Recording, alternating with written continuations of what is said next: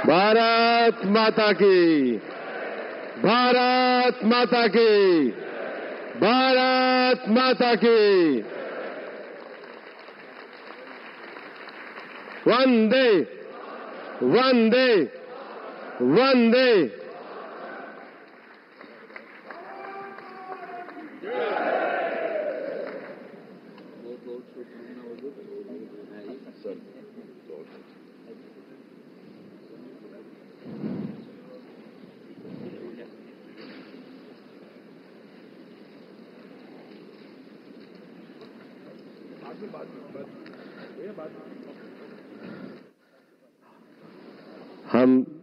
हम सब लोगों के लिए हर्ष, गौरव और सौभाग्य का विषय है कि एनडीए के हमारे नेता के रूप में माननीय नरेंद्र मोदी जी से हम निवेदन करेंगे कि वो हम सब लोगों को भारत के उज्जवल भविष्य के लिए संबोधन प्रदान करें। हम सब लोग करतल ध्वनि से माननीय प्रधानमंत्री जी का अभिनंदन और स्वागत करें।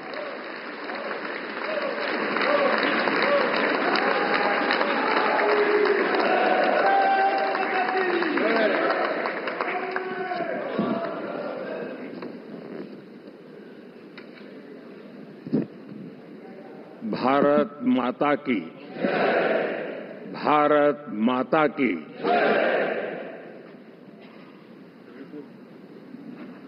मैं सबसे पहले तो इस सभागृह में उपस्थित एनडीए घटक दलों के सभी नेतागण, नवनिर्वाचित सभी सांसदगण और हमारे राज्यसभा के भी सांसदगण, आप सबका हृदय से बहुत बहुत आभार व्यक्त करता हूं।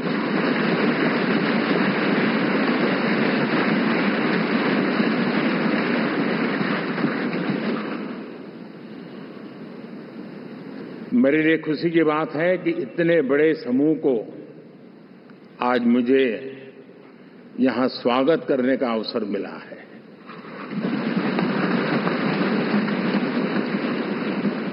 जो साथी विजयी होकर के आए हैं वे सभी अभिनंदन के अधिकारी हैं, लेकिन जिन लाखों कार्यकर्ताओं ने दिन रात परिश्रम किया है, न उन्होंने दिन देखा न रात देखी, और इतनी भयंकर गर्मी में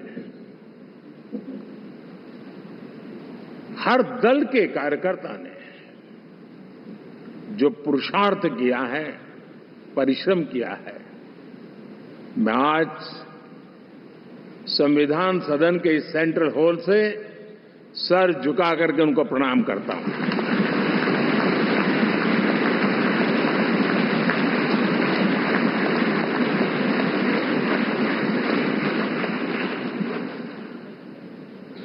साथियों, मेरा बहुत सौभाग्य है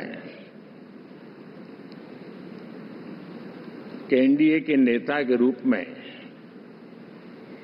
आप सब साथियों ने सर्वसम्मति से चुन करके मुझे एक नया दायित्व दिया है, और इसके लिए मैं आपका बहुत बहुत आभारी हूं।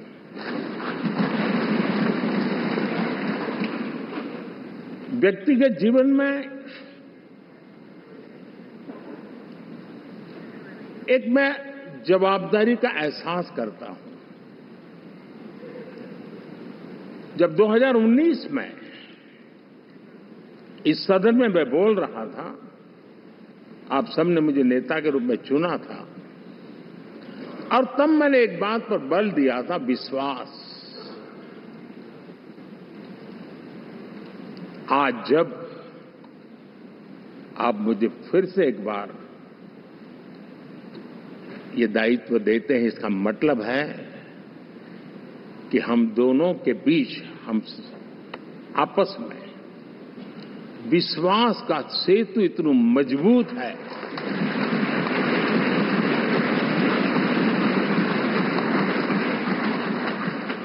ये अटूट रिश्ता विश्वास की मजबूत धरातल पर है और ये सबसे बड़ी पूंजी होता है।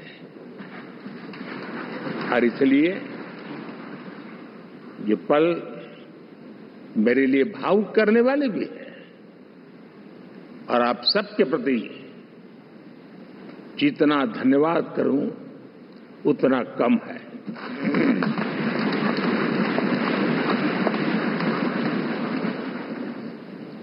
साथियों,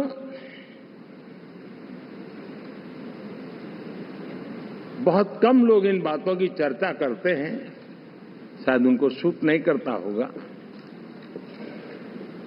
लेकिन हिंदुस्तान के इतने महान लोकतंत्र की ताकत देखिए कि एनडीए आज देश में 22 राज्यों में लोगों ने उनको सरकार बनाकर के सेवा करने का मौका दिया।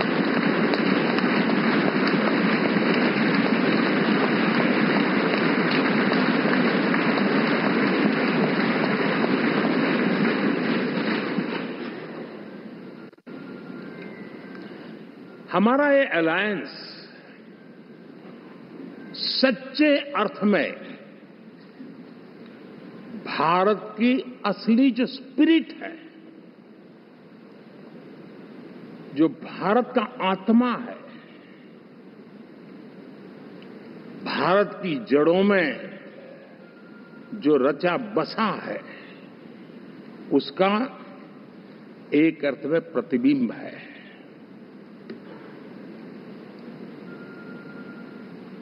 और मैं इसलिए कह रहा हूं कि थोड़ी नजर करें, हमारे देश में 10 ऐसे राज्य जहां हमारे आदिवासी बंधुओं की संख्या प्रभावी रूप से है, निर्णायक रूप से है, जहां इस आबादी आदिवासियों की ज्यादा है, ऐसे 10 राज्यों में से 7 राज्यों में एनडीए सेवा कर रहा है।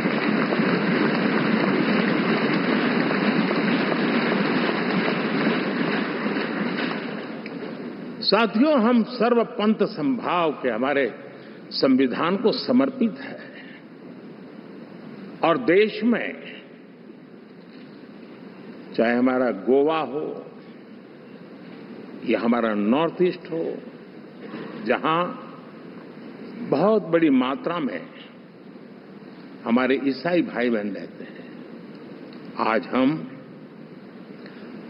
उन राज्यों में भी एनडीए के रूप में सेवा का अवसर हमें मिला।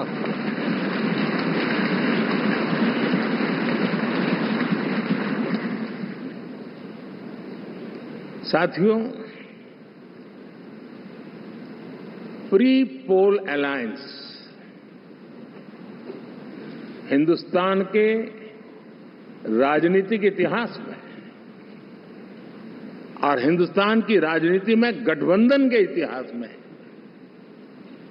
प्री पोल अलायंस इतना सफल कभी भी नहीं हुआ है जितना कि एनडीए हुआ।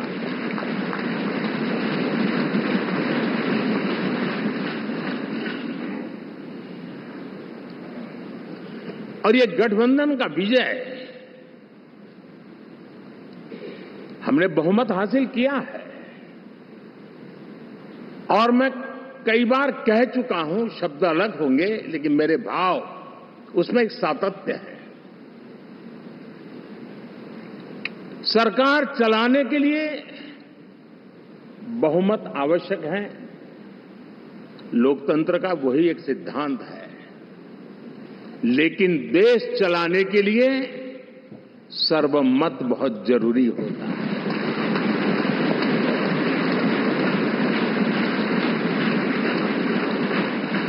और मैं आज देशवासियों को यहां से विश्वास दिलाना चाहता हूं कि आपने जिस प्रकार से हमें बहुमत देकर के सरकार चलाने का सौभाग्य दिया है, ये हम सबका दायित्व है कि हम सर्वमत का निरंतर प्रयास करेंगे और देश को आगे ले जाने के लिए हम कोई कोर कसर नहीं छोड़ेंगे।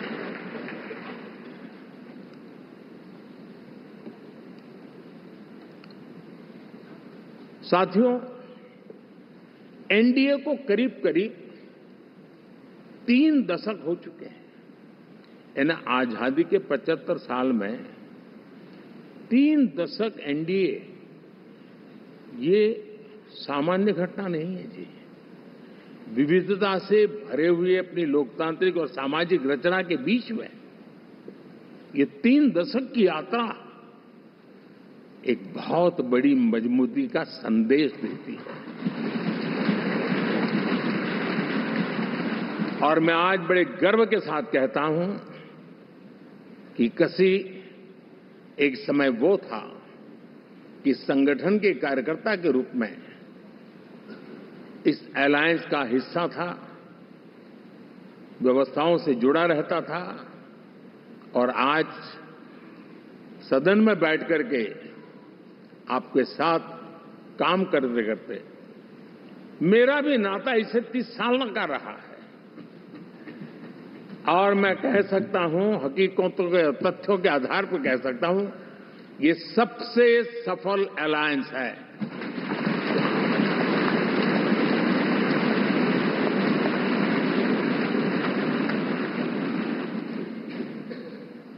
हम गर्व से कह सकते हैं कि 5 साल का टर्म होता है। इस अलायंस ने 30 साल में से 5-5 साल के 3 टर्म सफलतापूर्वक पार किए हैं और अलायंस 4थे टर्म में एंटर कर रहा है।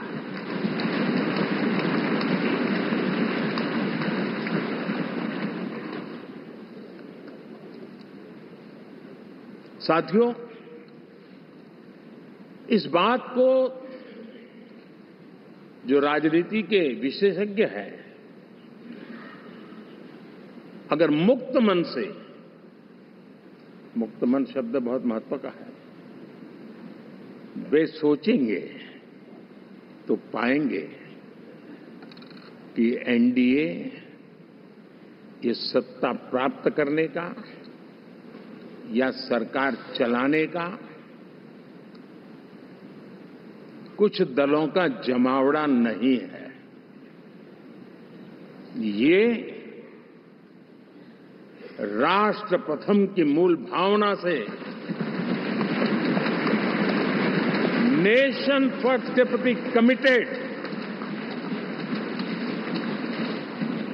वैसा ये समूह है। और 30 साल का लंबा कालखंड शुरू में शायद असेंबल हुआ होगा, लेकिन आज मैं कह सकता हूं कि भारत के राजनीतिक व्यवस्था में एक ऑर्गेनिक अलायंस है।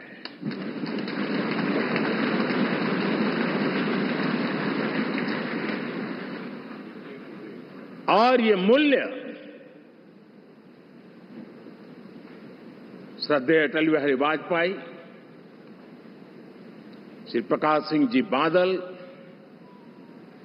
श्री बाला साहब ठाकरे, श्री जॉर्ज फर्नांडिस, श्री शरद यादव, अनगिनत नाम में कह सकता हूं। इन लोगों ने जिस बीज को बोया था, वो आज भारत की जनता ने विश्वास का सिंचन कर करके उस बीज को वटवृक्ष बना दिया है।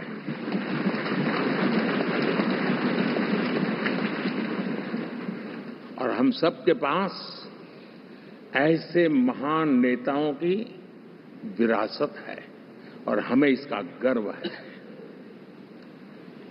बीते 10 वर्षों में हमने एनडीए की उसी विरासत, उसी मूल्यों को लेकर के निरंतर आगे बढ़ने का और देश को आगे बढ़ाने का प्रयास किया है। जैसे मैंने कहा, मुक्त मन से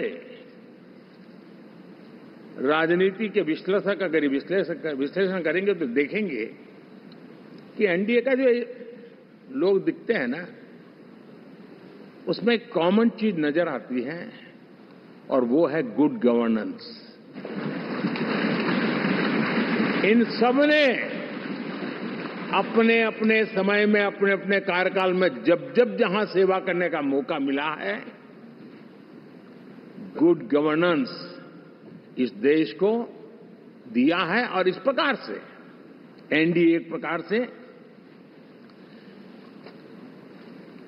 एनडीए कहते ही गुड गवर्नेंस ये अपने आप पर्यायवाची बन जाता है। साथियों, हम लोगों के सभी के कार्यकाल में, चाहे मैं गुजरात में रहा हूं या बाबू हमारे आंध्र में रहे हो या नीतीश जी ने बिहार के लिए भरपूर सेवा की हो, हम सबके अंदर केंद्र बिंदु में गरीब का कल्याण केंद्रस्थ रहा है।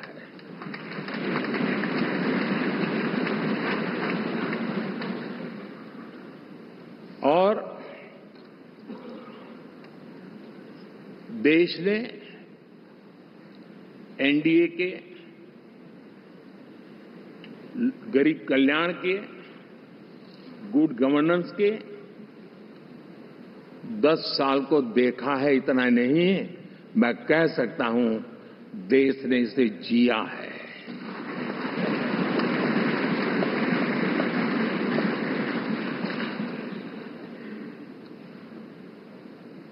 जनता जनार्दन ने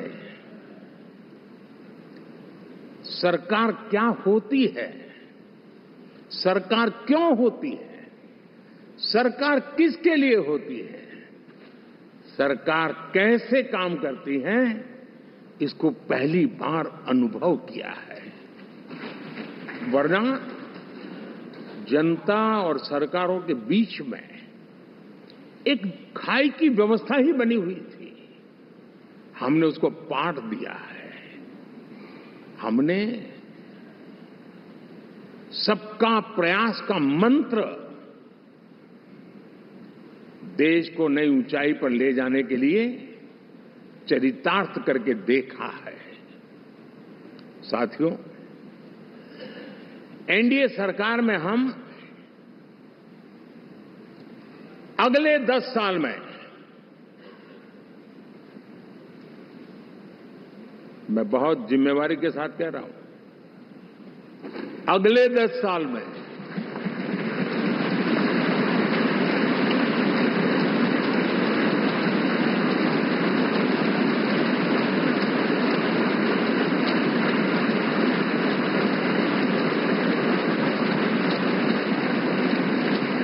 गुड गवर्नेंस, विकास, नागरिकों के जीवन में क्वालिटी ऑफ लाइफ, और मेरा व्यक्तिगत रूप से एक बहुत बड़ा ड्रीम है, मैं लोकतंत्र की समृद्धि को जब सोचता हूं तो मैं चाहता हूं कि सामान्य मानवीय के जीवन में से, और खास करके मध्यम वर्ग, उच्च मध्यम वर्ग, उनके जीवन में से सरकार की दखल जितनी कम हो उतनी लोकतंत्र की मजबूती है।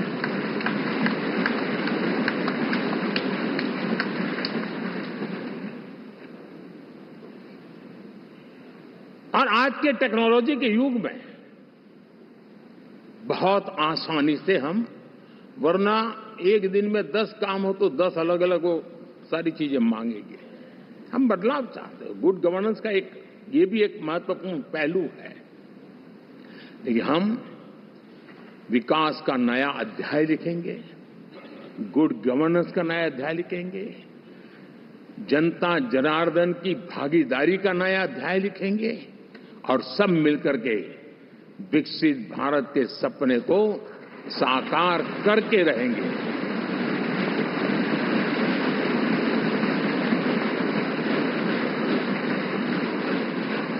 साथियों, एनडीए में, और मैं अगर विस्तार से कहूं तो सदन में किसी भी दल का कोई भी जनप्रतिनिधि होगा, मेरे लिए सब बराबर है।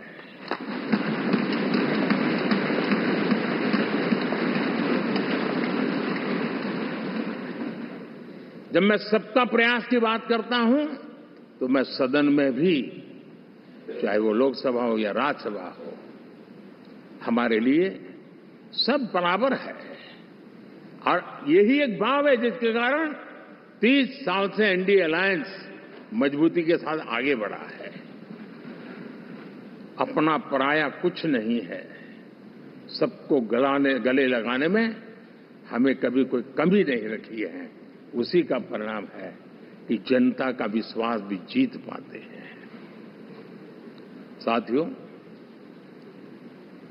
हमने 2024 में जिस टीम भावना से काम किया है और ग्रासरूट लेवल पे किया है, सिर्फ फोटो ऑप करना, नेता मिलकर के हाथ हिलाएं और फिर तुम्हारे रास्ते में मेरे रास्ते, ऐसा नहीं। ग्रासरूट लेवल तक सबने मिल करके ये जो काम किया है, और उसी ने हमें ऑर्गेनिक अलायंस का सामर्थ्य दिया है।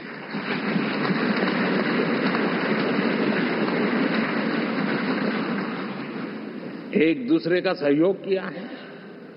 हर किसी ने यही सोचा, जहां कम वहां हम। अगर कोई कमी है तो मैं आऊंगा, मैं मेहनत करूंगा, लेकिन तुम्हें कमी नहीं रहने दूंगा। जहां कम वहां हम, ये हर कार्यकर्ता ने जी करके दिखाया है, और तभी तो जीत आती है। साथियों, कभी कभी मैं कह सकता हूं कि हमारा 10 साल का अनुभव है, भारत के हर क्षेत्र का और भारत के हर नागरिक का जो एस्पिरेशंस हैं, रीजनल एस्पिरेशंस हैं वे, और नेशनल एस्पिरेशंस, इसका एक अटूट नाता होना चाहिए। इसके बीच में हवा तक गुजर न सके, इतना जुड़ाव होना चाहिए, तब देश आगे बढ़ता है।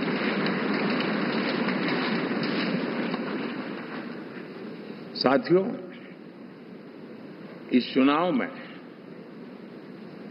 मैं कुछ उल्लेख जरूर करना चाहूंगा जो मेरी नजरिए से मैंने देखा है। दक्षिण भारत में एनडीए ने एक नई राजनीति की नींव मजबूत की है।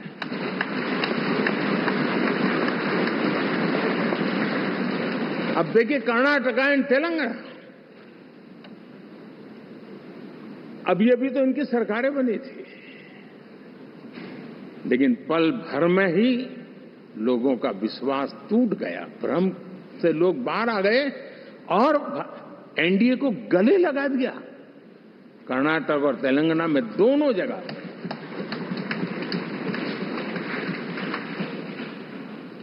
साथियों, तमिलनाडु, मैं तमिलनाडु की टीम को भी बधाई देना चाहूंगा, और वहां हमारा एनडीए समूह बहुत बड़ा भी है, और कईयों को पता था कि हम एक साथ एक सीट नहीं लड़ा पाएंगे, लेकिन इस लड़ाई में हम साथ रहेंगे। और मैंने बहुत से एनडीए के साथी तमिलनाडु में ऐसे हैं कि जिनका कोई उम्मीदवार नहीं था, लेकिन इस झंडे को ऊंचा रखने के लिए वो जी जान से जुटे थे। और इसलिए आज तमिलनाडु में भले हम सीट नहीं जीत पाए, लेकिन जिस तेजी से एनडीए का वोट शेयर बढ़ा है, वो साफ साफ संदेश दे रहा है कल में क्या लिखा हुआ है।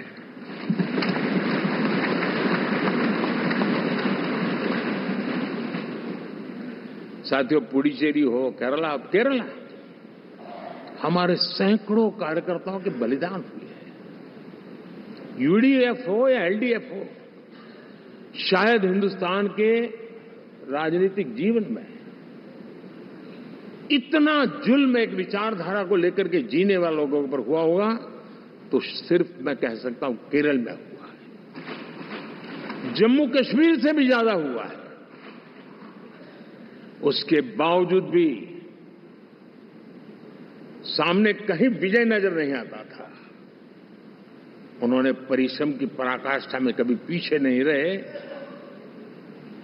पीढ़ियां खपा दी और आज पहली बार संसद में केरल से हमारा प्रतिनिधि बन के आया।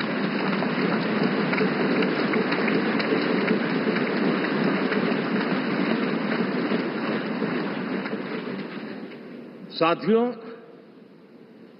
अरुणाचल में हमने लगातार हमारी सरकार बनती रही है और भारी समर्थन से बनती है। सिक्किम में भी हमारे एनडीए की सरकार करीब करीब क्लीन स्वीप के साथ, अरुणाचल क्लीन स्वीप। आंध्र, मैं अबू बाबू को पूछ रहा था, बोले हिस्टोरिकली ये सबसे हाईएस्ट विक्ट्री है।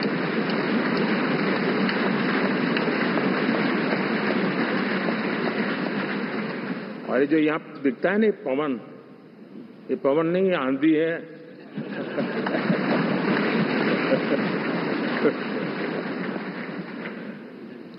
आंध्र ने इतना बड़ा हमारे प्रति जनमत दिया है।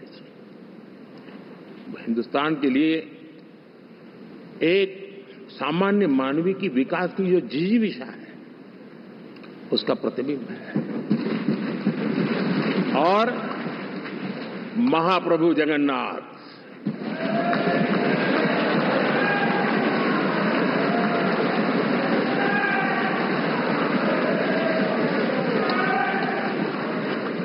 और मैंने अनुभव किया हमेशा। मैं हमेशा मानता हूं ईश्वर के अनेक रूप होते हैं, लेकिन जब मैं भगवान महाप्रभु जगन्नाथ जी को याद करता हूं तो मैं हमेशा मानता हूं ये गरीबों के देवता है।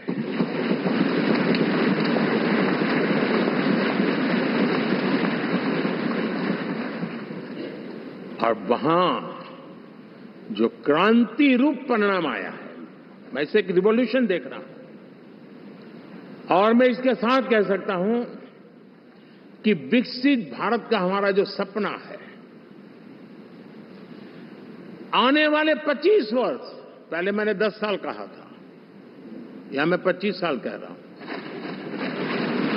आने वाले 25 साल महाप्रभु जगन्नाथ जी की कृपा से उड़ीसा देश की विकास यात्रा के ग्रोथ इंजन पैकी एक होगा।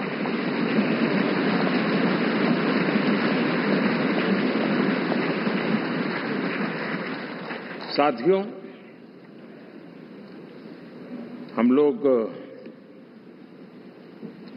जब 4 जून के नतीजे चल रहे थे, मैं तो अपने काम में कुछ व्यस्त था। बाद में फोन आना शुरू हो गए, तो मैंने किसी को पूछा, यार ये तो ठीक है आंकड़े वांकड़े, तो मुझे ये बताओ कि ईवीएम जिंदा है कि मर गया?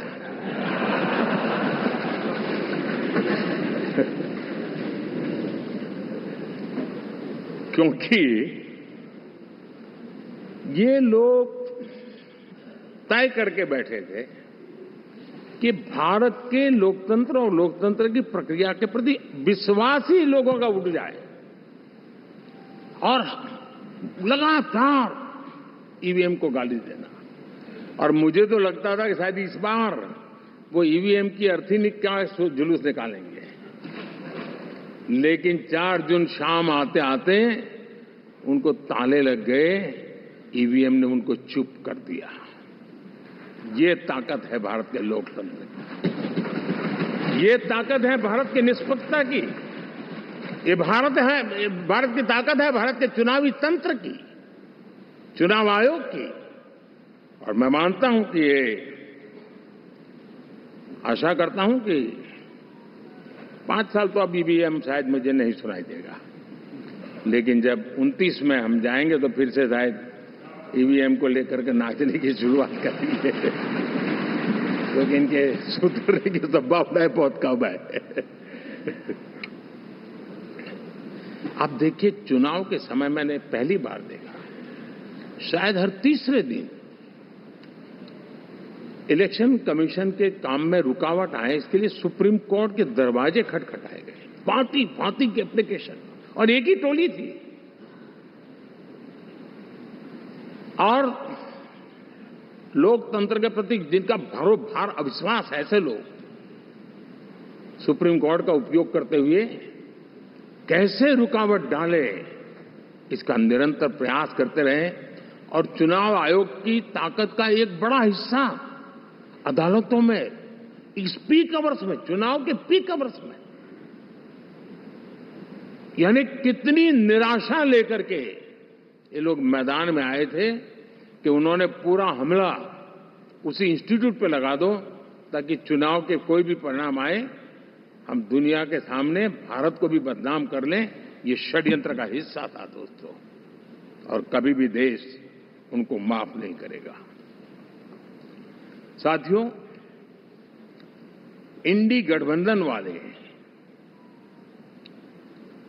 जब ईवीएम का विरोध करते हैं तो मैं सिर्फ एक चुनाव के रूप में नहीं देख रहा। मैं मानता हूं ये लोग मन से पिछली शताब्दी के सोच वाले लोग हैं। वे टेक्नोलॉजी को हम महत्व न समझते हैं, न टेक्नोलॉजी स्वीकार करने को तैयार है। और ये सिर्फ ईवीएम में दिखाई दिया, ऐसा नहीं, यूपीआई में दिखाया। जब हमने कहा कि हिंदुस्तान के लोग डिजिटल ट्रांजैक्शन करेंगे, फिनटेक की दुनिया में आज हिंदुस्तान का नाम हो गया, मानने को तैयार नहीं। आधार आज देश की एक पहचान बना है। मैं तो देख रहा हूं कि मुझे कई देश कहते हैं कि हमें आधार की पद्धति से आगे बढ़ना है, आप कैसे मदद कर सकते हैं। उस आधार को रोकने के लिए सुप्रीम कोर्ट में बार बार जाकर के परेशानियां पैदा की। यानी मूलतः ये प्रगति के विरोधी, आधुनिकता के विरोधी, टेक्नोलॉजी के विरोधी इंडी अलायंस हमने देखा है। साथियों, इस देश के लिए ये भी चिंता का विषय है कि विश्व में भारत के लोकतंत्र की ताकत को कम आंकने का प्रयास, और कितना एक्सट्रीम है। मैं दुनिया में ढोल पीट रहा हूं कि हम मदर ऑफ डेमोक्रेसी है, और ये दुनिया में जाकर के बता रहे नहीं हमारे देश में तो डेमोक्रेसी ऐसा कुछ नहीं, कि वो मोदी बैठ गया है, वो एक चाय बेचने वाला यहां पहुंच कैसे गया, कुछ तो गड़बड़ की होगी। ये जो इनकी मनस्थिति है जी, भारत के नागरिकों को चुनाव प्रक्रिया के प्रति अविश्वास पैदा करने का जो उनका षड्यंत्र है, मैं मानता हूं कि अब दुनिया भी भारत के लोकतंत्र की विविधता, विशालता, व्यापकता, गहनता, इन सबको भी जानने समझने के लिए आकर्षित होगी। ऐसे ही इस चुनाव के नतीजे में देख रहा हूं। साथियों, जब 1 तारीख को मतदान पूरा हुआ और 4 तारीख को काउंटिंग, इस बीच की चीजों को आप देखिए। योजनाबद्ध तरीके से देश को हिंसा की आग में झोंकने का बयान दिए जाते थे। यहां इकट्ठे होना, यहां पहुंचना, यहां करना। कुछ लोग इस चीज को गंभीर नहीं लेते, लेकिन ये बहुत गंभीर है। आप भारत के लोकतंत्र को, पहले उसकी व्यवस्था को अनादर करते हो, अब परिणाम आने से पहले एक ऐसा माहौल बना दो कि बस आग लगा देंगे। हर प्रकार से उन शब्दों का अर्थ यही निकलता है कि उन्होंने देश को उस दिशा में ले जाने का प्रयास किया था। लगातार देश को गुमराह करने का प्रयास किया गया, देश के लोगों को बांटने का प्रयास किया। अरे, चुनाव एक ऐसा लोकोत्सव होता है कि ज्यादा से ज्यादा लोगों को हम जोड़े, तोड़ने के लिए नहीं होता है। लेकिन हर प्रकार से कोशिश यही की गई। साथियों, मैं मानता हूं कि 2024 के लोकसभा के चुनाव के जो नतीजे हैं, हर पैरामीटर से देखेंगे, दुनिया ये मानती है और मानेगी कि ये एनडीए का महाविजय है।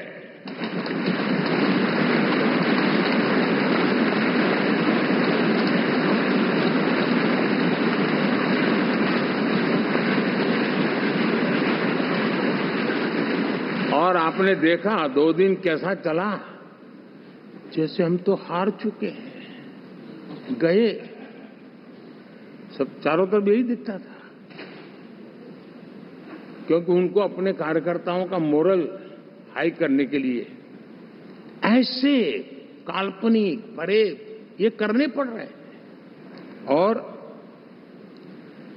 साथियों, गठबंधन के इतिहास में अगर आंकड़ों के हिसाब से देखें तो ये सबसे मजबूत गठबंधन की सरकार है।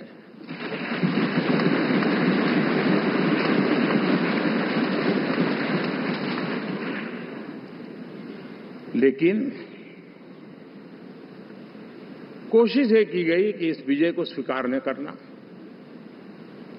उसको पराजय के छाया में डुबो के रखना, लेकिन उसकी ऐसी चीजों की बाल मृत्यु हो जाती है और हो भी गई। लेकिन देशवासी जानते हैं कि न हम हारे थे न हम हारे हैं।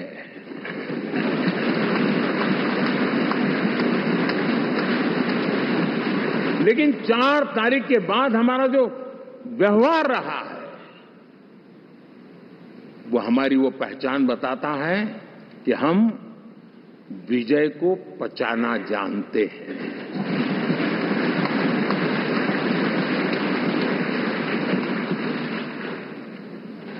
हमारे संस्कार ऐसे हैं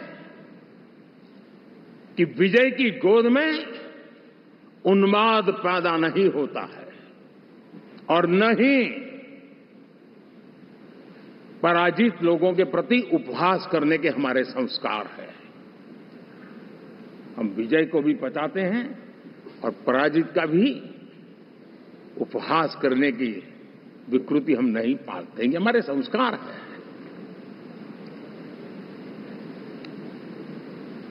अब किसी भी बालक को पूछो कि भाई लोकसभा के चुनाव के पहले सरकार किसकी थी, तो कहेगा एनडीए। 24 के नतीजों के बाद सरकार किसकी बनी, एनडीए। फिर हारे कहां से भाई? पहले भी एनडीए थी, आज भी एनडीए और कल भी एनडीए है।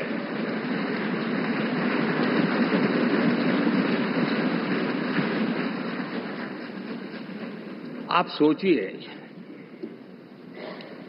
10 साल बाद भी कांग्रेस 100 के आंकड़े को नहीं छू पाई।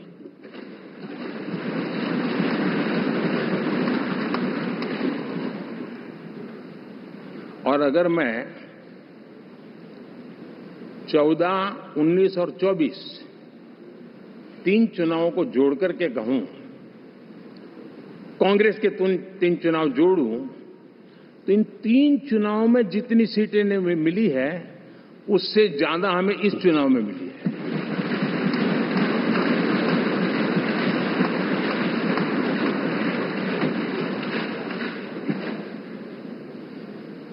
और मैं साफ देख रहा हूं साथियों, एनडीए वालों को अंदाज नहीं है। वे धीरे धीरे पहले तो डूब रहे थे, अब तेज गति से ये गर्त में जाने वाले हैं।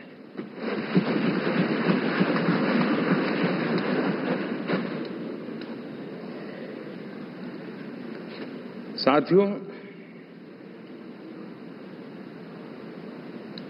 इंडिया अलायंस वाले देश के सामान्य नागरिकों की जो समझ है, आज भी वो उसके सामर्थ्य को समझ नहीं पाए या समझना चाहते नहीं है। भारत के सामान्य व्यक्ति की भी एक समझ है और जो जमीन से जुड़ा रहता है ना, वो समझ को छूता है, समझता है, पहचानता है, वो वहां नहीं है।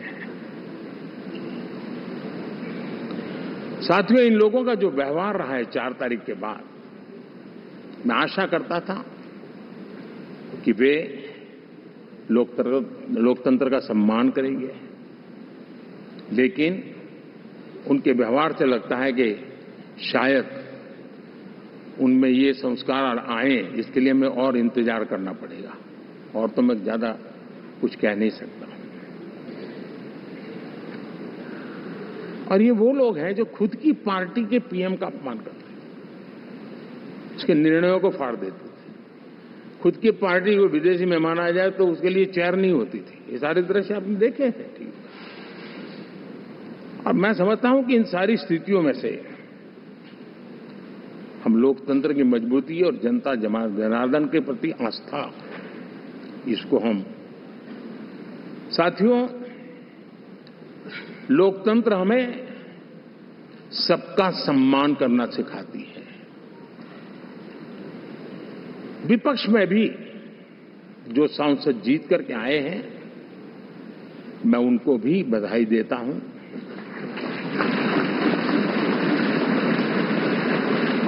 और मैं पिछले 10 वर्ष में एक चीज मिस कर रहा था कि debate, participation, quality of debate मैं मिस कर रहा हूं। लेकिन मैं आशा करता हूं कि अब इस नया जो सदन बना है वो कमी मुझे खलेगी नहीं। शायद हमारे साथी भी राष्ट्रहित की नीयत के साथ सदन में आएंगे और भले वो विपक्ष में बैठे होंगे, लेकिन राष्ट्र के विपक्ष में नहीं है, हमारे विपक्ष में है। राष्ट्र में तो हम सब एक ही दिशा में हैं।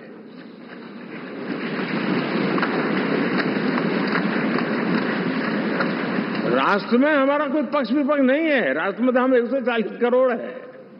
और मैं आशा करता हूं कि वो राष्ट्र हित की भावना को लेकर के सदन में आएंगे और सदन को समृद्धि देने में वे कुछ न कुछ योगदान करेंगे। साथियों, 24 का जनादेश एक बात को बार बार मजबूती दे रहा है, बार बार मजबूती दे रहा है कि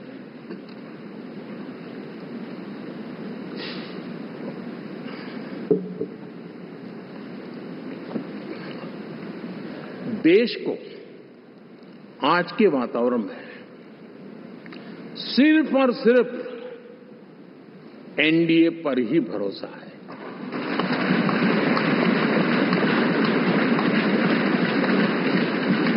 और जब इतना अटूट विश्वास है, इतना भरोसा है, तो स्वाभाविक है देश की अपेक्षाएं भी बढ़ेगी। और मैं इसे अच्छा मानता हूं और हम सबका कर्तव्य भी मानता हूं। और इन अपेक्षाओं को पूर्ण करने के लिए, और मैंने पहले भी कहा था कि जो 10 वर्ष हमने काम किया है वो तो ट्रेलर है।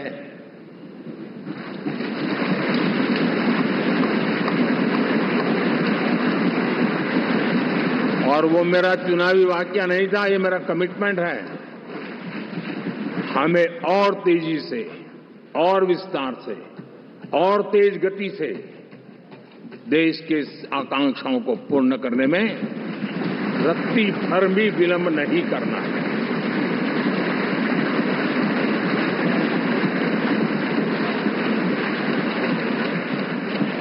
जनता जनार्दन चाहती है हम पहले से ज्यादा डिलीवर करें। जनता चाहती है कि हम खुद ही हमारे पुराने रिकॉर्ड तोड़े। और मैं साथियों, एक तरफ एनडीए रखूं, दूसरी तरफ भारत के लोगों के सपने और संकल्पों को रखूं, तो मैं कहूंगा NDA, new India, develop India, aspirational India.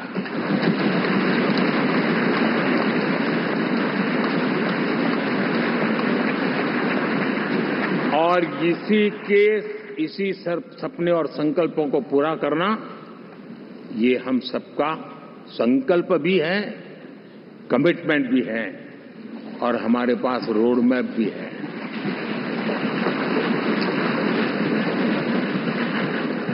साथियों, एनडीए ने हमेशा करप्शन फ्री, रिफॉर्म ओरिएंटेड, स्थिर सरकार देश को दी है। जब जब हमें अवसर मिला हम लोगों ने काम किया है। उसके सामने कांग्रेस नेतृत्व वाली यूपीए,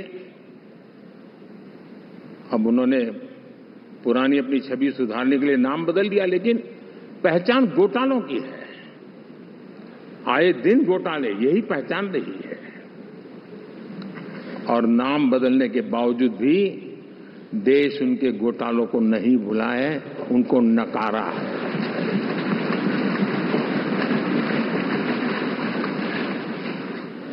और मैं कह सकता हूं साथियों, इंडी अलायंस वालों ने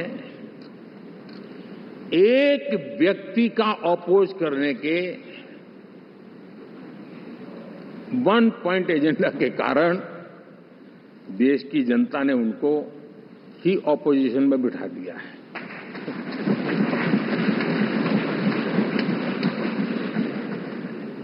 एनडीए विकसित भारत इस संकल्प को लेकर के चुनाव में गया था, देश के लिए सकारात्मक सोच को लेकर के गया था, देश की युवा शक्ति के सामर्थ्य को समझ करके नए अवसरों को लेकर के देश को आगे बढ़ने की बात लेकर के गया था। जबकि हमारे सामने जो लोग थे वो भ्रम फैलाना, झूठ फैलाना, यही गुमराह करने वाले काम यही करते रहे थे।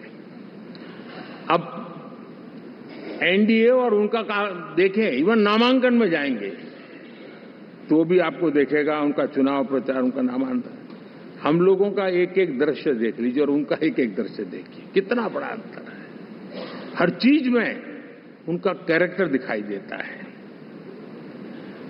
और क्या रहा, फोटो ऑप के लिए तो उन्होंने अलायंस घोषित कर दिया, लेकिन कितने ही राज्यों में वो आपस में लड़ते रहे हैं, चुनावी जंग में एक दूसरे की पीठ में छुरा भोंकते रहे हैं। कभी उन्होंने कहा कि ये तो हमारा वैचारिक अलायंस है, वो विचार लेवल पर ठीक है, बाकी नीचे तो हमारा अपना हम तैयार करेंगे। और अब फिर उन्होंने कहा कि भाई हम तो सीट के आधार पर अलायंस करेंगे, टोटल न भी करें, ये भी खेल खेला। और अभी अभी तो चुनाव पूरा शुरू कर दिया कि ये तो हमारा अलायंस लोकसभा के चुनाव के लिए ही था, बाद में नहीं है, ये भी शुरू कर दिया। यानी मैंने बहुत पहले कहा था कि आप देख लेना 4 जून के बाद बिखराव शुरू हो जाएगा, और वो शुरू हो चुका है। इसका मतलब ये हुआ कि वो सिर्फ और सिर्फ सत्ता सुख के लिए एक दूसरे का साथ देने की कोशिश करते थे, लेकिन उनमें उनका अगर स्वार्थ निश्चित होता तो साथ देना, वरना नहीं देना, एक कैरेक्टर था। साथियों, ये लोग कितने ही बड़े झूठे बोलते रहे हैं। और आप देखिए, चुनाव के समय उन्होंने देश के सामान्य नागरिक को गुमराह करने के लिए जो पर्चियां बांटी कि ये देंगे और वो देंगे और टिकना देंगे, फलाना देंगे, 2 दिन से मैं देख रहा हूं कि कांग्रेस के दफ्तरों पर लोग कतार लगा के खड़े हैं कि ये पर्ची है, 1 लाख रुपया कहां है, लाओ भाई, मांग रहे हैं लोग। यानी आपने जनता जनार्दन की आंखों में कैसा उनको भ्रमित किया, कैसी आंख में धूल झोंक दी कि वो बेचारा सामान्य नागरिक मान के चलता था, हाँ भाई 4 जून के बाद रुपया मिल जाएगा, इसलिए वो जाके खड़ा रह गया।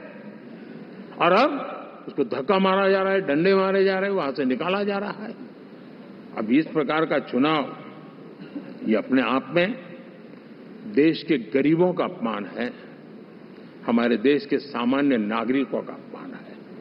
और कभी भी देश ऐसी हरकतों को न भूलता है, न ही कभी माफ किए बिना माफ कभी करता है।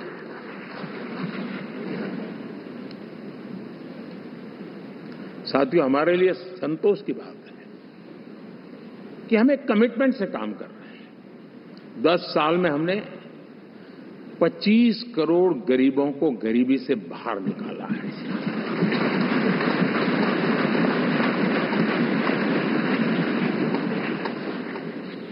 गरीब कल्याण का एक सुरक्षित मजबूत कवच दिया है हमने उसको, और उसके अंदर भी एक नए एस्पिरेशंस पैदा हुए हैं कि हां, अब मुझे गरीब नहीं रहना है, और उसके लिए मुझसे जो हो सके मैं हर अवसर का फायदा उठाऊंगा। 3 करोड़ गरीबों को घर, ये ऐसे कहने का आंकड़ा नहीं है जी। कितनी मेहनत पड़ती है मुझे मालूम है, लेकिन हम सफलतापूर्वक इसको कर पाए हैं। 4 करोड़ लोगों को दे चुके हैं। 3 करोड़ का हम संकल्प लेकर के आज से आगे बढ़ेंगे। यानी ये भी हिम्मत है कि 4 करोड़ देने के बाद जिन परिवारों का विस्तार हुआ है, जरूरत पड़ी है और राज्यों की भी उसमें इच्छा है, 3 करोड़ नए घर बनाने का संकल्प। 70 वर्ष की आयु से ऊपर के व्यक्तियों को, नागरिकों को 5 लाख रुपए तक इलाज के लिए मुफ्त इलाज की व्यवस्था। मुद्रा योजना के तहत हमारे नौजवानों को कारोबार के लिए 20 लाख तक की उनकी बैंक से उनको लोन मिले, इसकी व्यवस्था। ये मैं समझता हूं कि वायदा हमारे तीसरे कार्यकाल की गारंटियां, सब मैं अभी बताता नहीं हूं, लेकिन इन गारंटियों के प्रति हम कमिटेड हैं और उसे पूर्ण करने के लिए हम कोई कमी नहीं रखेंगे। साथियों, गरीब का सशक्तिकरण और मिडिल क्लास को सुविधा, ये हमारी प्राथमिकता है, क्योंकि मध्यम वर्ग अब इस देश का एक बहुत बड़ा चालक बल है। भारत की ग्रोथ स्टोरी में ये ऐसे ऐसे नए फोर्सेस मैं देख रहा हूं जो हमारी बहुत बड़ी शक्ति बनने वाले हैं, और इसलिए हम उस पर भी उतना ही, और मिडिल क्लास की बचत कैसे बढ़े, सेविंग कैसे बने, उसके लिए, उसके क्वालिटी ऑफ लाइफ के लिए हम क्या कर सकते हैं, हमारी योजनाओं का विस्तार कैसे किया जाए, हमारे नीति नियमों में बदलाव कैसे किया जाए, उस पर भी हम आने वाले दिनों में काम चाहते हैं। साथियों, पंचायत से पार्लियामेंट तक हमारी नारी शक्ति की सक्रिय भागीदारी, ये हमारा कमिटमेंट है।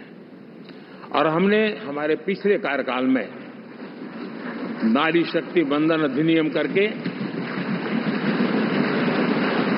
उस बात को हमने आगे बढ़ाया है। और वो दिन दूर नहीं होगा जब हमारे सदन में बहुत बड़ी तादाद में हमारी माताएं बहनें देश का नेतृत्व करती हुई दिखाई देगी।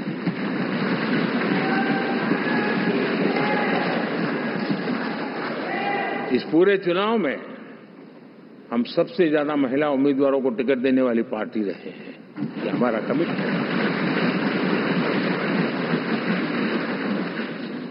हमारी महिला सांसदों को जो आशीर्वाद देश की जनता ने दिया है, मैं इसके लिए विशेष रूप से उनका आभार व्यक्त करता हूं। और साथियों, आपने देखा होगा G20 समिट में दुनिया के सामने एक विषय लेकर के हम बड़े आग्रह से गए हैं, और वो है empowerment of women, development of women. इन सारी बातों को तो हम परिचित हैं। हमने एक नया शिफ्ट किया है और हम G20 समिट से भी इसको आगे बढ़ा रहे हैं, विमेन लेड डेवलपमेंट।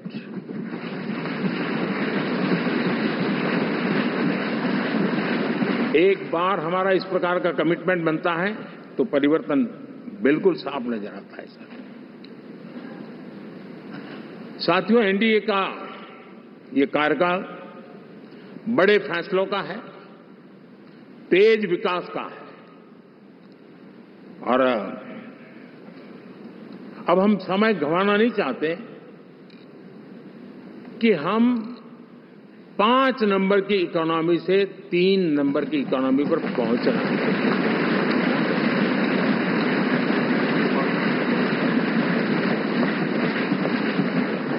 और ये खाली 5 और 3 का आंकड़ा नहीं है। उसके कारण जो अर्थव्यवस्था का कद बन जाता है, वो सामान्य मानवीय की आशा आकांक्षाओं को पूरी करने के लिए सरलता बढ़ जाती है।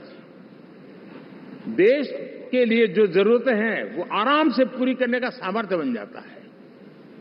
और इसलिए हम उस दिशा में बड़ी कोशिश करके आगे बढ़ना चाहते हैं। राज्यों का सहयोग भी उसमें उतना ही महत्वपूर्ण है।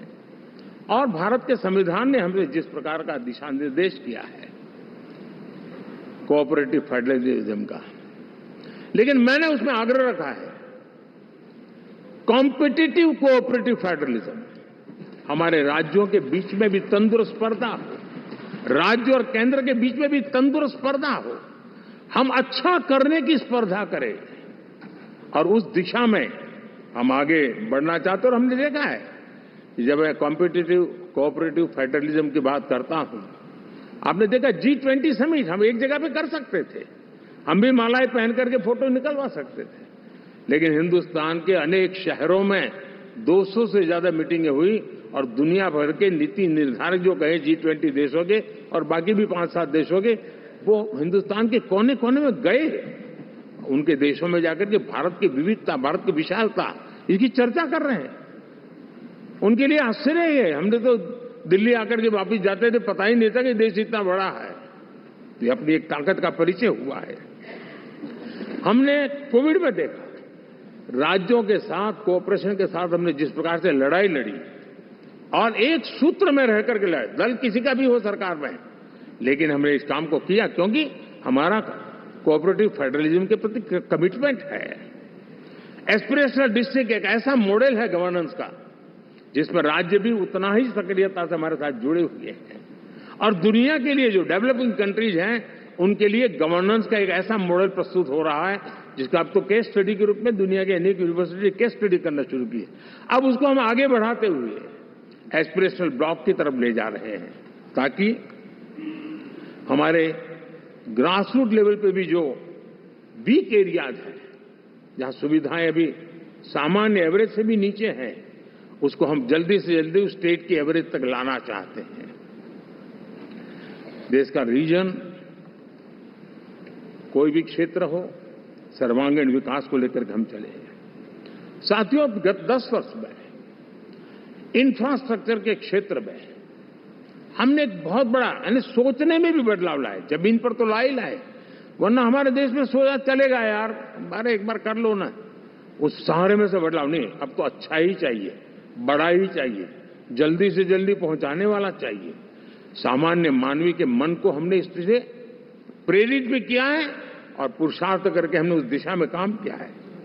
5 साल में हमें गति शक्ति यानी इस प्रकार के प्लेटफॉर्म पर जो काम किया है, जो काम 6-6, 8-8 महीने तक नहीं होता था, वो आज 15-20 दिन में कर सकते हैं। सर, टेक्नोलॉजी का उपयोग करके हम काम कर रहे हैं और ये जब होता है तो उसका मूल फायदा देश के नौजवानों के लिए रोजगार के अति अवसर बन जाते हैं। उनके लिए जीवन में सिलेक्शन के लिए बहुत बड़ा दायरा बढ़ जाता है और वो हमें, साथियों, आज भारत दुनिया में विश्व के लिए एक नया मैन्युफैक्चरिंग हब के रूप में उभर रहा है। और जब हम मैन्युफैक्चरिंग हब कह रहे हैं तब सिर्फ इलेक्ट्रॉनिक गुड्स या सर्विसेज की मैं बात नहीं कर रहा हूं। मैं फूड प्रोसेसिंग में भी आज दुनिया में हम बहुत तेजी से आगे बढ़ रहे हैं और वो भारत के किसानों को बहुत बड़ी ताकत देने वाला है। उसी प्रकार से स्पेस हो, आर्टिफिशियल इंटेलिजेंस हो, स्टार्टअप्स की बात हो, स्किल जॉब अपॉर्चुनिटीज की बात हो, आज भारत बहुत तेजी से आगे बढ़ेगा, बढ़ रहा है, ये मेरा विश्वास है। साथियों, मुद्रा योजना, ड्रोन दीदी, विश्वकर्मा योजना, इसने भी नई संभावनाओं को जन्म दिया है। साथियों, हमारी संस्कृति, हमारी विरासत, उसके प्रति हम जितना ध्यान केंद्रित करेंगे, दुनिया के लिए आकर्षण का केंद्र बनेगा और इसलिए हम उन दिशा में, और मैं मानता हूं भारत के लिए टूरिज्म एक ऐसा एवेन्यू है जो गत शताब्दी में हमें कभी, आज से लेकर के पीछे के 100 साल में कहूं, ऐसा अवसर नहीं मिला है जैसा आने वाले 25 साल में मिलने वाला है। दुनिया भारत की तरफ मुड़ने वाली है। अब हमारा काम है हम इसके लिए आवश्यक व्यवस्थाओं को विकसित करें, हमारी विरासत के प्रति हम हमारा पर्यटन का विकास करते हुए एक विन विन सिचुएशन का हम फायदा उठाएं और उसमें बहुत अधिक निवेश की संभावनाएं मैं देखता हूं। और ये ऐसा क्षेत्र है जिसमें हर स्तर के लोग कमाते हैं, गरीब से गरीब आदमी भी कमाता है और बड़ी बड़ी होटल वाला भी कमाता है, हर कोई इसमें कमाता है और हमने टूरिज्म के हम बल देना चाहते हैं, बहुत पोटेंशियल है। आज जो इंफ्रास्ट्रक्चर के क्षेत्र खुले हैं, इसका फायदा इसको मिलता है, एयरवे हो, रेलवे हो, हमारे एक्सप्रेस वे हो, ये हमारा यातायात जितना बेहतर हो और हमारा डिजिटल कनेक्टिविटी का जो काम है ये इसके लिए एक बहुत बड़ा पॉजिटिव ग्राउंड तैयार कर रहा है और जिसका फायदा मिलने वाला है। और जो वोकल फॉर लोकल और रीजनल टूरिज्म, इसको एक बल देने का काम है।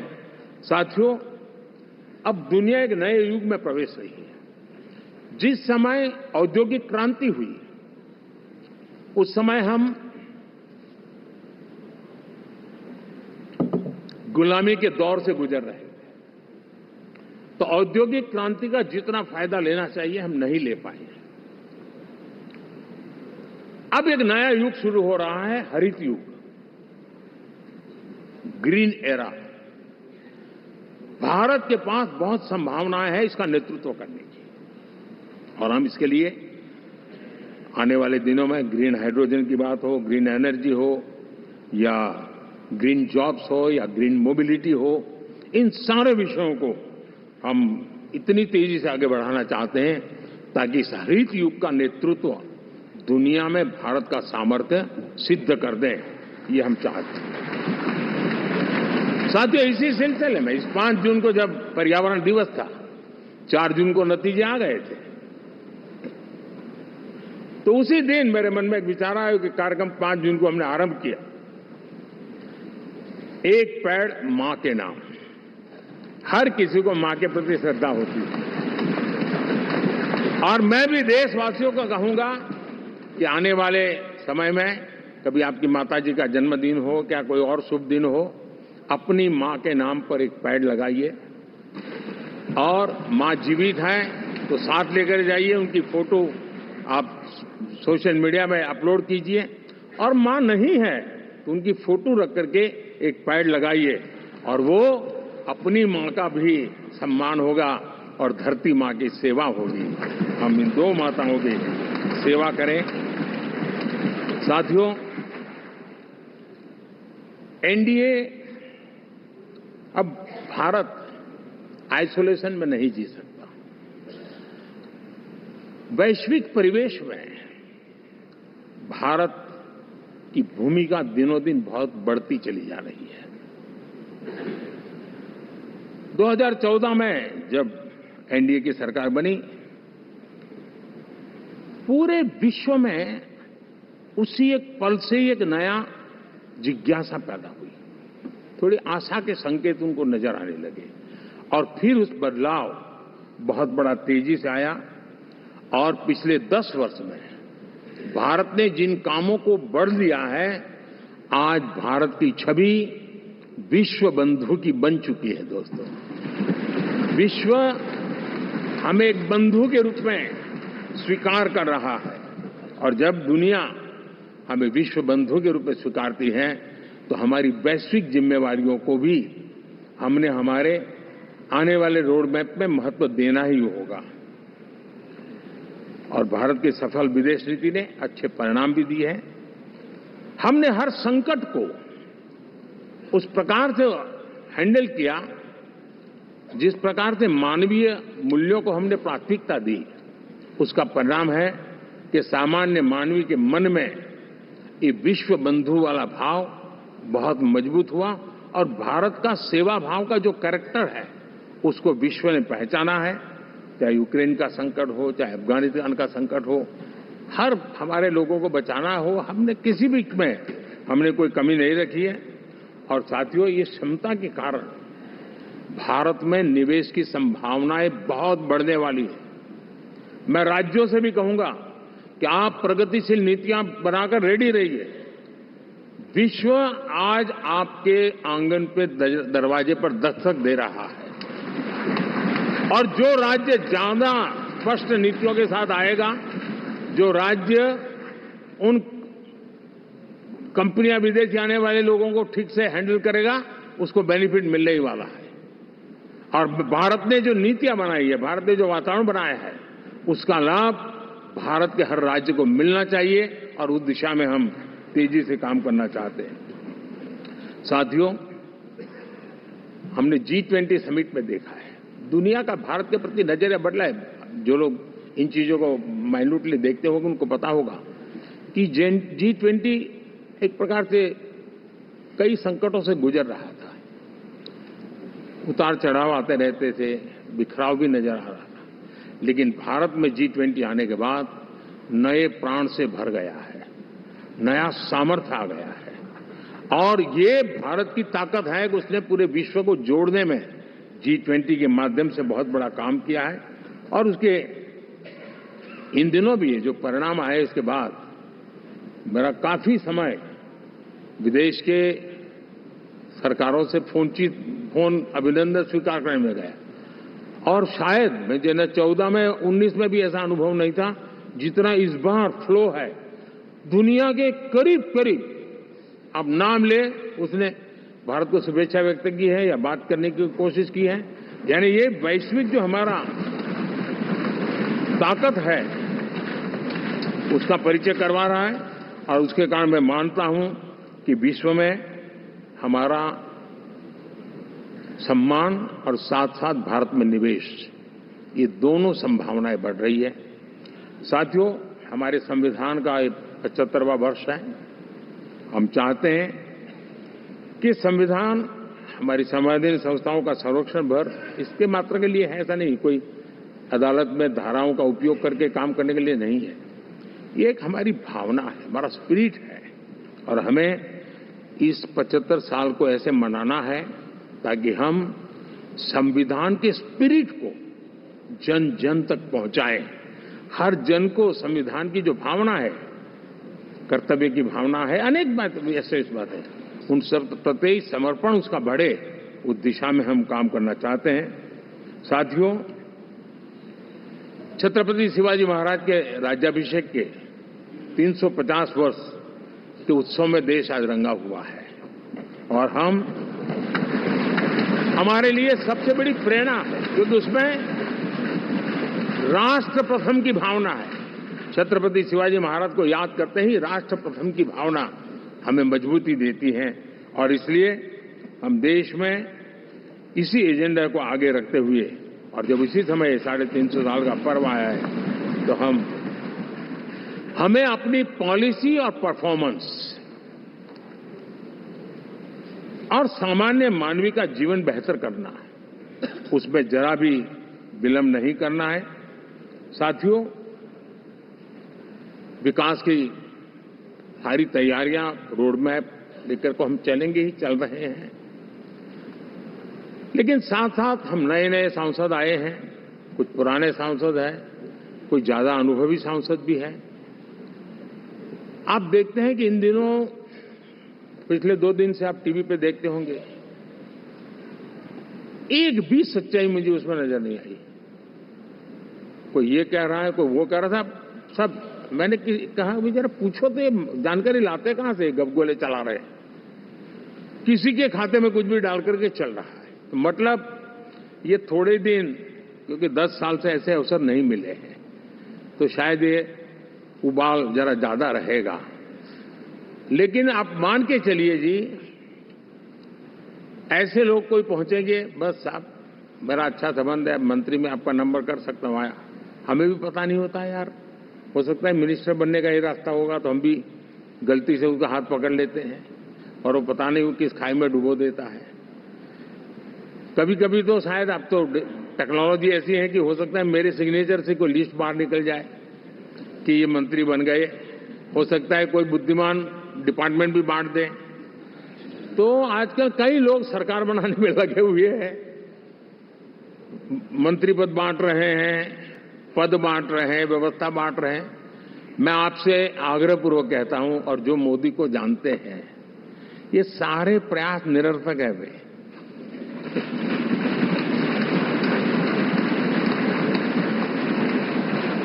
आप भी किसी का फोन आ जाए तो 10 बार वेरीफाई कीजिए कि जिसने फोन किया है वो सचमुच में अथॉरिटी है। अदरवाइज कोई भी कहे भाई आपका नाम हो गया है, सुबह परिवार को बुला लीजिए, शपथ समारोह में आना है, हो गया।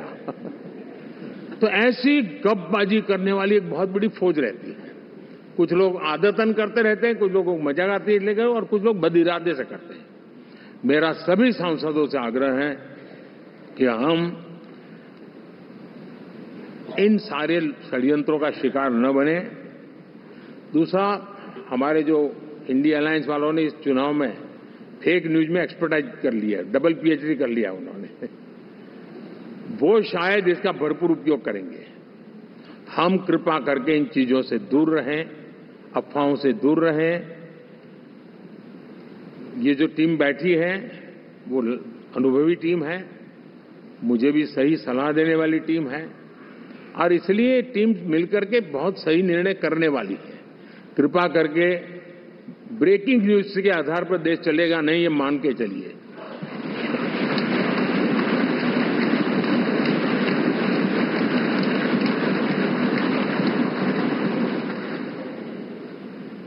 साथियों, विकसित भारत का संकल्प लेकर के हम चले हैं।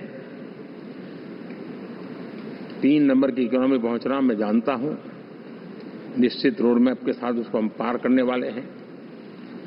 और मैंने पहले भी कहा था कि मेरा पल पल देश के नाम है, मेरा पल पल आप लोगों के नाम है। मैं 24/7 अवेलेबल हूं।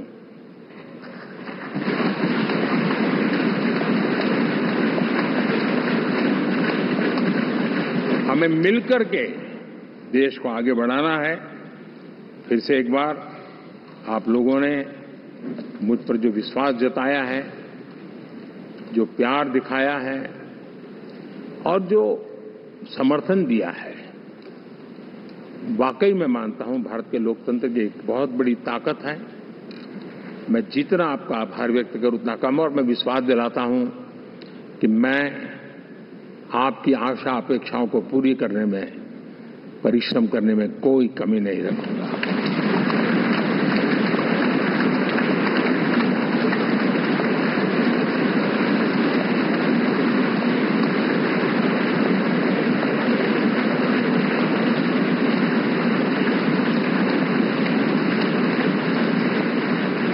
मेरे लिए जन्म सिर्फ और सिर्फ वन लाइफ वन मिशन, और वो है मेरी भारत माता। ये मिशन है 140 करोड़ देशवासियों के सपनों को पूरा करने के लिए खप जाना।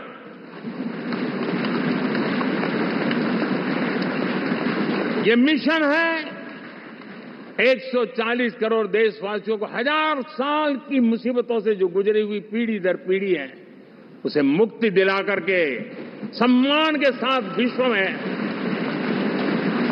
मेरा हर देशवासी दुनिया उसे देखे तो उसका मन कर जाए, काश ये हिंदुस्तान का है, अरे नजर मिल जाए तो अच्छा होगा। ये मैं स्थिति पैदा करना चाहता हूं। उसका मन लालायित होना चाहिए, हिंदुस्तानी है, अरे यार जरा हाथ मिला लूं, कुछ एनर्जी मुझे भी आ जाए। मैं देश को इस ऊंचाई पे ले जाना चाहता हूं। और साथियों, मुझे पक्का विश्वास है आपका साथ, आपका सहयोग, आपका अनुभव बहुत बड़े परिणामों की संभावनाएं लेकर के आया है। लोकसभा का ये गठन उन सभी आकांक्षाओं को पूरा करेगा। मैं फिर एक बार आप सबका हृदय से बहुत बहुत धन्यवाद करता हूं।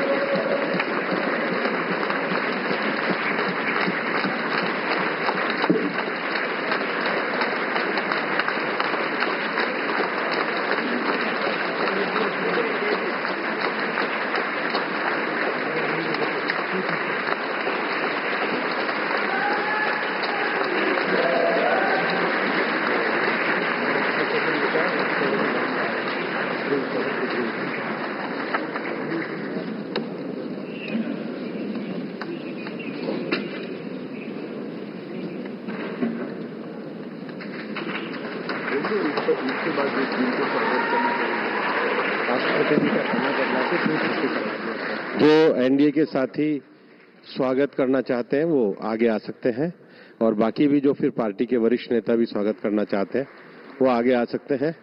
एनडीए के वरिष्ठ नेता राष्ट्रपति भवन की ओर भी इसके बाद जाएंगे।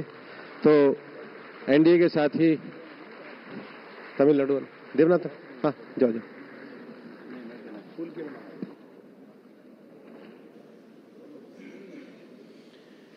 एनडीए के साथी या वरिष्ठ नेता जो स्वागत के लिए आए हैं वो एक आगे धीरे धीरे जा सकते हैं। तो एनडीए संसदीय दल की बैठक में ऐतिहासिक निर्णय, ये ऐतिहासिक बैठक है और प्रधानमंत्री के तौर पर चुना गया है, एनडीए संसदीय दल का नेता चुना गया है प्रधानमंत्री नरेंद्र मोदी को। तो एक बार फिर से तीसरी बार लगातार देश की बागडोर संभालने जा रहे हैं नरेंद्र मोदी, और ये ऐतिहासिक पल है जब सभी दलों ने सर्वसम्मति से, एनडीए से जुड़े सभी घटक दलों ने सर्वसम्मति से नरेंद्र मोदी को अपना नेता चुना है। और इस तरह से जवाहरलाल नेहरू के बाद अब प्रधानमंत्री नरेंद्र मोदी इकलौते ऐसे व्यक्ति होंगे जो लगातार तीसरी बार प्रधानमंत्री के पद पर आसीन होंगे। हमारे संवाददाता शैलेंद्र मिश्रा इस पूरी खबर पर बातचीत करने के लिए हमारे साथ मौजूद हैं। शैलेंद्र, कितना बड़ा ऐतिहासिक पल है और किस तरह से देखते हैं इस एनडीए की बैठक को? तमाम जो आशंकाएं थी वो खारिज हुई हैं, तमाम जो संभावनाएं इंडी गठबंधन के लोग तलाश रहे थे उनको धता बताया है आज न सिर्फ एनडीए गठबंधन के तमाम नेताओं ने बल्कि प्रधानमंत्री ने स्वयं। प्रधानमंत्री नरेंद्र मोदी ने एनडीए संसदीय दल का नेता चुने जाने के बाद कई महत्वपूर्ण बातें कही और उन्होंने कहा कि एनडीए की महाविजय है और एनडीए का जो एक इतिहास रहा है उसे प्रधानमंत्री नरेंद्र मोदी ने याद किया और किस तरह से विकसित भारत के एक विजन को आगे बढ़ाना है सभी को साथ लेकर, उस पर प्रधानमंत्री नरेंद्र मोदी ने अपनी बात रखी। और इंडी गठबंधन के जो लोग हैं उन्होंने जिस तरह का रवैया अपनाया चुनाव प्रचार के दौरान उस पर भी एक निशाना साधा और जब चुनावी नतीजे आए जिस तरह की बातें कही गई उस पर भी प्रधानमंत्री ने अपने तौर पर अपनी बातें रखी। देखिए, बहुत महत्वपूर्ण है जब भाजपा संसदीय दल, एनडीए संसदीय दल और लोकसभा के नेता के तौर पर प्रधानमंत्री नरेंद्र मोदी को चुना गया है। उसके लिए एक प्रस्ताव राजनाथ सिंह ने रखा था, तमाम एनडीए के सहयोगी नेताओं ने उस प्रस्ताव का अनुमोदन किया। अब एनडीए के तमाम वरिष्ठ नेता राष्ट्रपति भवन जाएंगे, राष्ट्रपति द्रौपदी मुर्मू से मुलाकात करके सरकार बनाने का दावा पेश किया जाएगा। प्रधानमंत्री नरेंद्र मोदी की अगुवाई में एनडीए का एक दल राष्ट्रपति भवन जाएगा, इस बात की जानकारी दी गई है। देखिए, एक बहुत ऐतिहासिक पल इसलिए है कि 1960 के बाद भारत की राजनीति में ऐसा कोई मौका नहीं था जब लगातार तीसरी बार कोई नेता प्रधानमंत्री बना हो। प्रधानमंत्री नरेंद्र मोदी एक रिकॉर्ड बनाते हुए नजर आ रहे हैं। उनके अगुवाई में एनडीए ने लगातार तीसरी बार पूर्ण बहुमत हासिल किया है और वो लगातार तीसरी बार देश के प्रधानमंत्री बनने जा रहे हैं। एक आंकड़ा भी प्रधानमंत्री ने रखा कि पिछले 3 चुनावों के अगर नतीजे देख लें तो कांग्रेस को उतनी सीटें हासिल नहीं हुई है जितनी इस चुनाव में भारतीय जनता पार्टी को हासिल हुई है।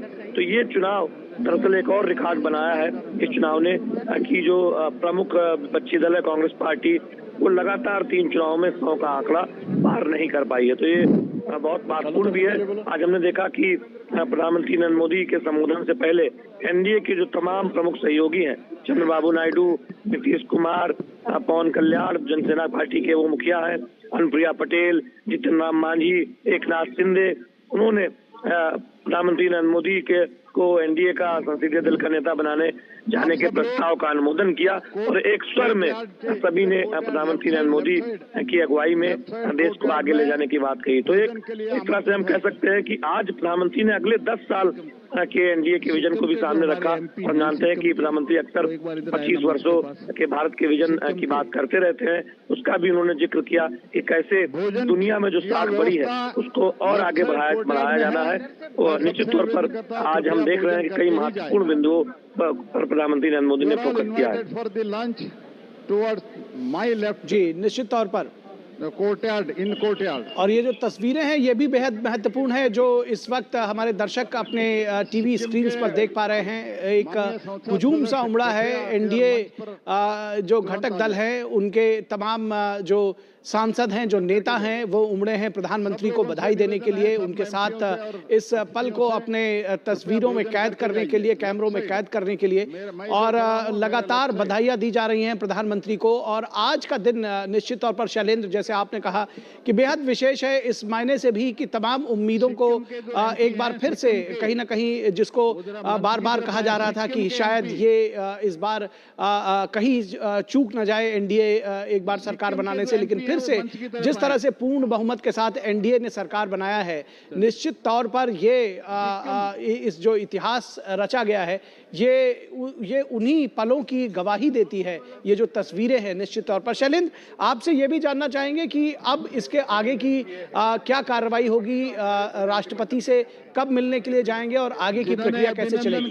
देखिए, एनडीए के नेतागण, प्रमुख नेतागण अब से थोड़ी देर बाद प्रधानमंत्री नरेंद्र मोदी की अगुवाई में राष्ट्रपति भवन जाएंगे दावा पेश करने के लिए।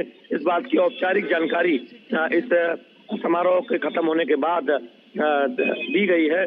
तो अब से थोड़ी ही देर बाद हम देखेंगे कि राष्ट्रपति भवन एनडीए का प्रतिनिधिमंडल पहुंचेगा, जहां औपचारिक तौर पर प्रधानमंत्री नरेंद्र मोदी सरकार बनाने का दावा पेश करेंगे। तो बहुत महत्वपूर्ण है। हम जानते हैं कि एक तारीख सामने आ रही है, 9 तारीख को शाम को 6 बजे राष्ट्रपति भवन प्रांगण में शपथ ग्रहण समारोह हो सकता है। तो प्रधानमंत्री ने आज अपने संबोधन में ये भी कहा कि लोग इस बात का ध्यान रखें कि इधर उधर से सांसदों को ये कहा कि एक ब्रेकिंग न्यूज से देश नहीं चलता है, और सांसद इस बात का ध्यान रखें कि कोई फोन करेगा उसे वेरीफाई करें। तो एक तरह से सांसदों को भी प्रधानमंत्री नरेंद्र मोदी ने सीख दी। तो ये बहुत महत्वपूर्ण, हम जानते हैं कि अब एक जो सरकार गठन की प्रक्रिया है उसमें नेता चुने जाने की प्रक्रिया पूरी हो गई है। अब सरकार बनाने का दावा पेश करने के लिए एनडीए का प्रतिनिधिमंडल उससे थोड़ी देर बाद राष्ट्रपति भवन जाएगा, और उसके बाद आमंत्रण होगा और हम शपथ ग्रहण समारोह भी देखेंगे संभवतः 9 तारीख को शाम को 6 बजे। नए संकल्प भी आज लिए गए। प्रधानमंत्री ने अपने नए संकल्पों को भी दोहराया, और खास बात है ये कहा कि आने वाले 10 वर्षों में, यानी कि आगे वो फिर 2 टेन्योर की बात कर रहे हैं। शैलेंद्र, इस बात को समझने की जरूरत है कि उन्होंने कहा कि आने वाले 10 वर्षों में गरीब कल्याण से लेकर के सुशासन और गुड गवर्नेंस के लिए जो पंक्ति में खड़े आखिरी आदमी तक योजनाओं का लाभ पहुंचे, और उसके लिए काम करती रहेगी सरकार। निश्चित तौर पर तमाम जो योजनाओं पर मोदी सरकार 10 सालों में आगे बढ़ी है, मुद्रा योजना हो या फिर महिलाओं को एम्पावर बनाने से जुड़ी जो योजनाएं हैं, उसका प्रधानमंत्री नरेंद्र मोदी ने जिक्र भी किया। यानी संकेत बहुत स्पष्ट है कि एक तरफ ग्लोबल स्तर पर भारत बड़ा पावर बने, उसको लेकर जो सफल विदेश नीति है उसको आगे बढ़ाने का काम होगा। तो दूसरी तरफ जो कमजोर वर्ग है, जो वंचित वर्ग है, जो महिलाएं हैं, उनको सशक्त बनाने का काम किया जाएगा। तो 10 वर्षों में किया गया है, उस रफ्तार को और आगे तेजी से ले जाया जाएगा।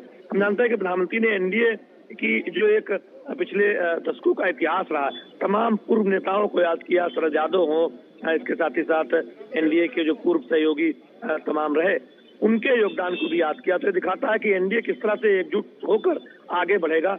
उस पर प्रधानमंत्री नरेंद्र मोदी ने बहुत एक तरह से कहें कि आगे का एक खाका सामने रखा है आज अपने संबोधन के जरिए। जी, निश्चित तौर पर जैसा कि मैंने कहा कि कुछ नए संकल्प भी लिए शैलेंद्र, उसके बारे में भी बताएं, क्योंकि आने वाले जो 5 वर्ष हैं कम से कम अगली जो सरकार है, और प्रधानमंत्री ने जो 10 वर्षों की बात कही, उसका रोड मैप भी साफ संकेत दिए। प्रधानमंत्री ने साफ तौर पर कहा कि 24/7 वो हर दिन, हर समय, हर पल देश के लोगों के लिए उपलब्ध है। निश्चित तौर पर देखिए, प्रधानमंत्री नरेंद्र मोदी जाने जाते हैं बिना रुके थके काम करने के लिए। एक भी दिन उन्होंने छुट्टी नहीं ली है, और जिस ऊर्जा से वो काम करते हैं, हमने चुनाव प्रचार के दौरान देखा कि 200 से ज्यादा चुनावी जनसभाओं को उन्होंने संबोधित किया, और लगातार उसके बाद वो समीक्षा करते रहे, सरकारी कामकाज भी निपटाते रहे। तो प्रधानमंत्री नरेंद्र मोदी का जो एक हम देखते हैं कि तमाम मामलों में वो बहुत ही कार्यशील होकर फैसले लेते हैं, और लगातार देश कैसे आगे बढ़े, देश के वंचित तबकों को कैसे सहारा मिले, उसके लिए अलग अलग योजनाओं पर काम करते रहते हैं, और उसकी एक पूरी श्रृंखला है। तो निश्चित तौर पर हम देख रहे हैं कि उसकी एक झलक दिखाई देती है, और आज उसी संकल्प को आगे बढ़ाने की बात प्रधानमंत्री नरेंद्र मोदी ने कही है। उन संकल्पों की बात जिसमें हम जानते हैं कि अगर थोड़ा पीछे जाएं तो